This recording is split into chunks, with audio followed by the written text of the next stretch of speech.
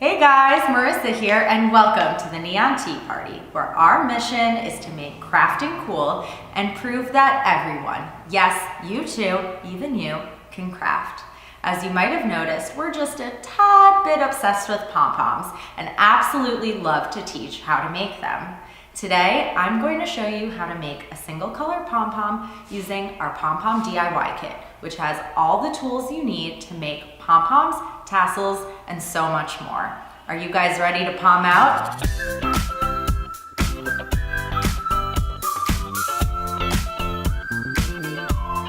You'll need yarn, a loom tool, strong string such as embroidery floss, a trim guide, a sharp scissor, and a bowl or placemat. For this pom-pom, we're going to use the narrow side of our loom tool. You want your trim guide and the width of the tool to be pretty close in size so that you don't waste too much yarn when you trim. We'll start by placing the tail of our yarn into one of the notches on our loom tool. Begin wrapping the yarn around your loom, spreading out the wraps and overlapping as you go. The number of revolutions around your loom tool depends on a few things: the type of yarn you're using, how large you're making your pom-pom, and how dense you want it to be. The idea is that the more revolutions you make, the denser your pom-pom will be. Also, the bigger you want your pom-pom to be, the more revolutions you'll need to create that density. For this demonstration, we'll wrap 150 revolutions. I usually look for both tails of my yarn skein and wrap them both at the same time so that I only have to wrap half of the number of revolutions. If you look at basically any skein of yarn, you'll find that there's a tail wrapped around the outside and a second one hiding on the inside in what I like to call the belly button. Today I'm using a thin Mexican acrylic yarn, which is included in our Pom Pom DIY kit. You can also use standard worsted weight acrylic yarn, which you can find at any craft store, or really any weight acrylic or wool yarn you please. Okay, once you're done wrapping your yarn around your loom, secure it into any of the notches and then cut the yarn off, leaving a tiny little tail. Next, we're going to tie our yarn bundle together in the center using embroidery floss or another strong string. This is the most important step in creating a pom-pom, as you have to tie your yarn together super duper tight so that pieces of yarn don't fall out. I'm going to show you the exact method I use to getting super tight pom-poms every time. First, make sure you have a little space below your yarn bundle. Then thread your string through that space. Wrap the string around your yarn and bring the end of the string through that same space one more time. You want to be sure that the string is centered. Next, place your loom on your surface and tie a surgical knot, which basically means to wrap one string around the other twice instead of just once before pulling the knot. At this point, I only pull the knot until it touches the surface of the yarn, since we're now going to pull the yarn off of the loom. We take the yarn off of the loom for this part because we can't condense the knot all the way when it's on the loom. Pull tightly on the knot and secure it in place with a second knot. So now we have what I like to call our pom-pom pancake. We want to be sure that our pom-pom pancake is tied as tightly as possible. So we're going to bring the strings around to the other side and tie it again. To do this, you can separate one side of your pom-pom pancake, exposing the string in the center. Then bring one of those loose strings to the back of your pom-pom pancake. Do the same thing on the other side.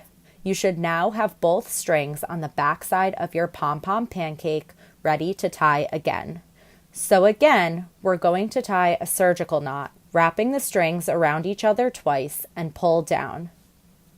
You should see that the string that was already there collapses a little bit, which is how you know that you've pulled your pom-pom tighter. Then you want to quickly secure the knot with a second knot. I like to use my left ring finger to hold the surgical knot in place while I quickly tie the second knot, working quickly and close to the knot. The center of your pom-pom should feel hard and look condensed like this. If it doesn't, you'll want to bring the strings back to the front of your pom-pom pancake and tie it a third time. making sure to pull as hard as you can without breaking the string. Once your pom-pom is nice and tight in the center, trim the embroidery floss close to the knot. Another option is to leave the string hanging in the event you'd like to tie your pom-pom onto something. Just be sure not to cut it while you're trimming your pom-pom. Next, we're going to trim open the loops of our pom-pom pancake. You want to be sure your scissor is sharp. Cutting in small sections, work around your pom-pom, pulling up on the sections of loops to get a nice even trim. Be sure to cut all the loops on the inside as well. As you're trimming, try to keep your pom-pom flat, as this will help us in the next step. Once all your loops are open, make sure you have a bowl or placemat under your pom-pom. Place your pom-pom trim guide in the center and begin trimming along the guide. Think of your trim guide as a pom-pom stencil helping us make a perfectly round pom-pom. Go all the way around on this side and then bring the trim guide to the back of your pom-pom pancake and trim it again. Once you're done trimming, you can fluff up your pom-pom with your fingers. You'll see that it's a bit of a football shape at this point, so you'll want to place your trim guide at the center of your pom-pom again so that those football points are sticking out the sides. Go ahead and trim your pom-pom again. Now your pom-pom is basically complete. Fluff up your pom-pom with your fingers and trim off any remaining stragglers. If you'd like your pom-pom to be smaller or denser, you can keep trimming, making sure to trim evenly all the way around to maintain your perfect sphere shape. And that's it. If you didn't get a perfect pom-pom on your first try, don't be discouraged. Keep practicing and tweaking each step until it becomes easier, and your pom-poms will come out perfect every time. There are so many cool adornments you could make using yarn and a loom tool. Solid pom-poms are only the beginning. I created a complete 4-part course on how to master pom-poms and tassels based on the pom-pom classes I teach dozens of students each week.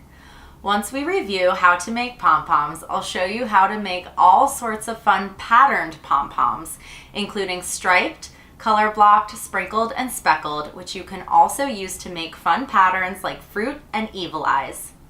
Next, I'll share my favorite techniques for making perfectly polished tassels. And finally, I'll show you how to attach pom-poms and tassels to anything, including bag charms, garlands, earrings, straw baskets, and more. In addition to these 4 video lessons, you'll receive tons of bonus content, including printable guides, project ideas, and a bonus lesson on making shaped pom-poms. You'll also gain exclusive access to our private Facebook group, where I'll be popping in each weekday to answer all of your pom-pom and tassel making questions. This course is available at 2 tiers. Our basic course comes with all of the fantastic content and resources I just mentioned, while our deluxe course comes with a totally free pom-pom and tassel DIY kit, which contains all the tools you need to make pom-poms and tassels, including our favorite Mexican acrylic yarn. You can find this course, How to Master Pom-Poms and Tassels, right here on our course's website. If you have any questions about the course, you can contact me directly by emailing marissa@theneonteaparty.com. That's Marissa with 1 R and 1 S. Thank you so much for watching our free lesson, How to Make Pom-Poms. I hope to pom out with you again soon.